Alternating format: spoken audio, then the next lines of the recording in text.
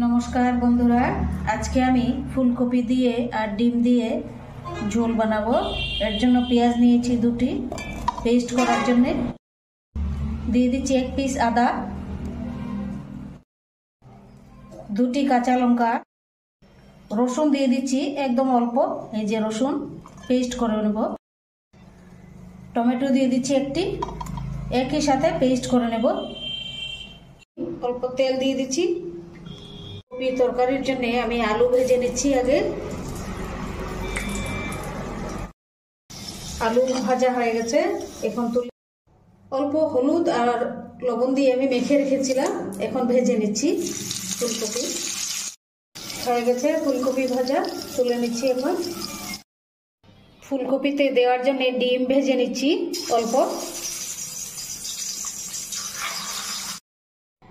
তেজপাতা, গোটা গরম মশলা, শুকনো লঙ্কা ফোড়ন দিচ্ছি।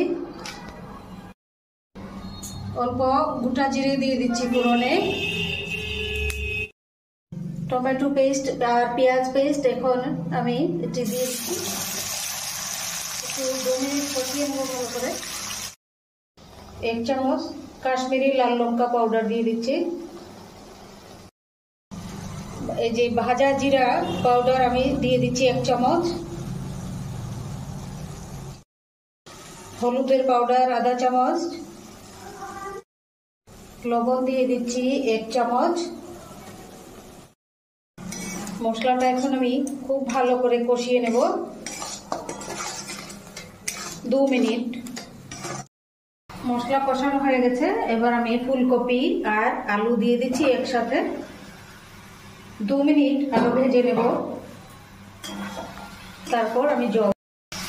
ভালো করে ভাজা হয়ে গেছে মশলা সবজি সবকিছু, এখন আমি জল দিয়ে দিচ্ছি, গরম জল। 2 মিনিট এটি ঢাকা দিয়ে দিব। তরকারি হয়ে গেছে, এখন আমি ডিম দিয়ে দিচ্ছি।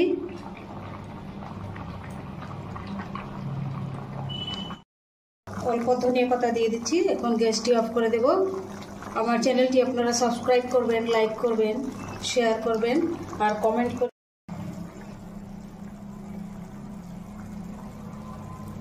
তরকারি হয়ে গেছে।